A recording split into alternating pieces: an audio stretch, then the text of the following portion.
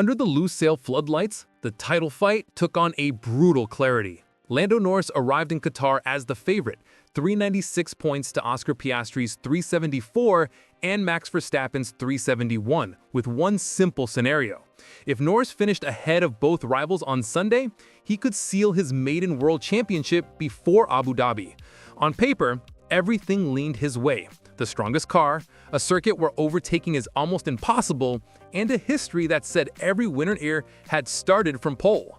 But Piastri refused to follow that script. After 2 months in the wilderness, winless since the Dutch Grand Prix, and watching the championship he'd led for 15 races slip away, he arrived in Qatar and instantly shifted the energy.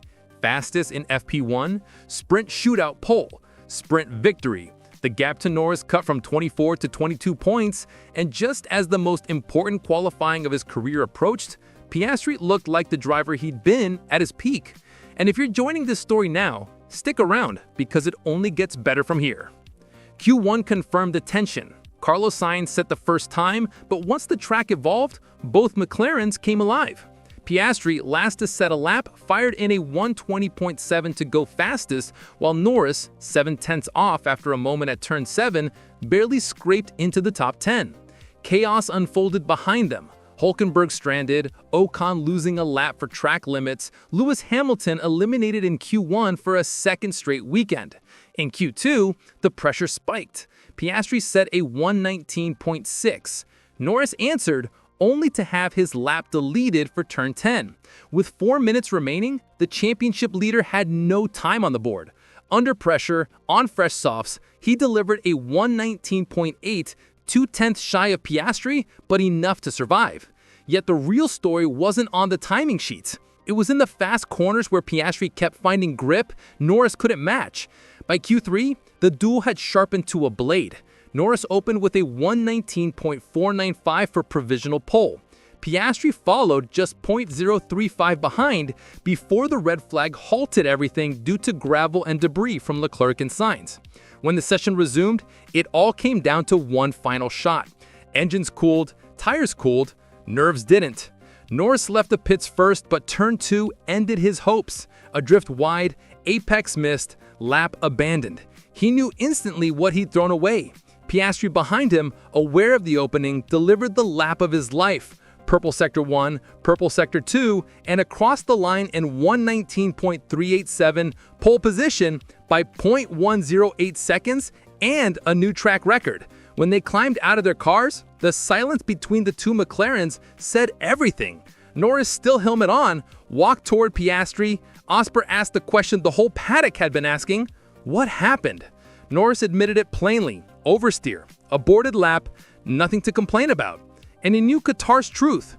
The race has never been won from anywhere but pole. Now Piastri owned that spot. Verstappen watched from behind, 0.264 seconds off and struggling with the Red Bull bouncing through the fast corners.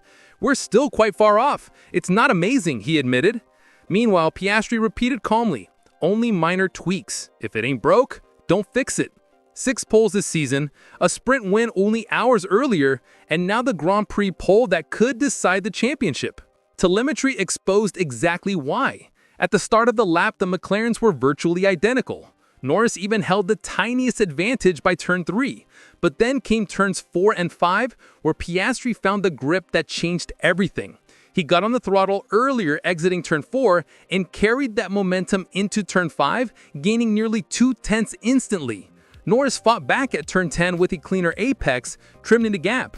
But the decisive blow came in the high-speed sweep of turns 12 to 14. Piastri stayed flat.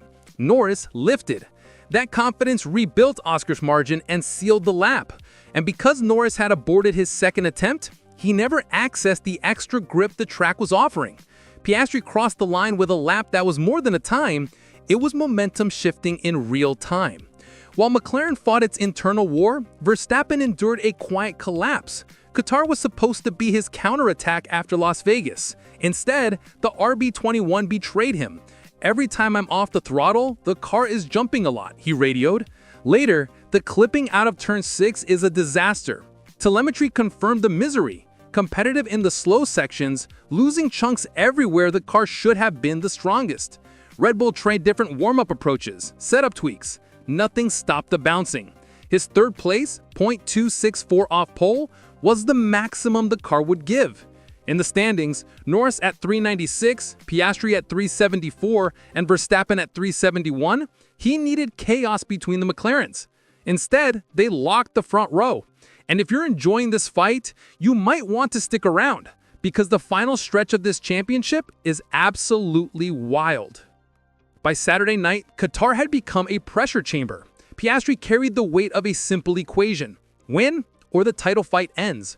Norris carried the burden of opportunity. He could leave Sunday as world champion, but also the sting of his Q3 error. Qatar demands flawless execution, perfect launch, perfect pit stops, perfect patience, and the 25-lap tire limit added another threat. Every team would be forced into multiple stops. Mechanics would be pushed as hard as drivers. Norris, who had lost time to pit stop issues earlier in the season, knew exactly what could go wrong.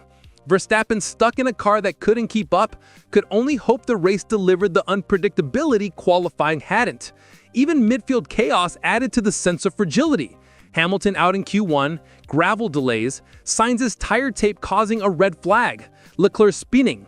The circuit felt unstable in every possible way, but most of all, for the three title contenders. When the grid finally locked in, it told a story on its own.